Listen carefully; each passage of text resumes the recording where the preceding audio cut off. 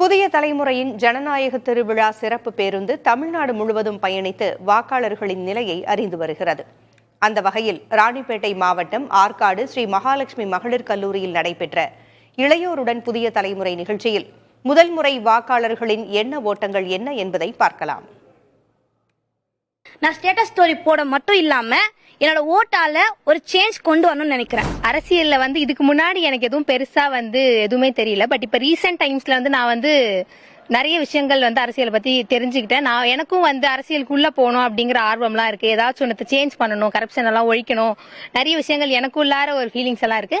ஏதாவது ஒரு மாற்றத்தை உண்டாக்கணும் அப்படின்றது என்னோட நோக்கம். ஸ்டேட்டோட ஃபியூச்சர் டிசைட் பண்றதுல நானும் ஒரு பார்ட்டா இருக்குது. எனக்கு ரொம்ப ப்ரௌடா இருக்கு. அரசியலை பத்தின ஒரு விழிப்புணர்வு இளைஞர்களுக்கும் சரி இன்றைய தலைமுறையினருக்கு அதிகமாவே இருக்கு.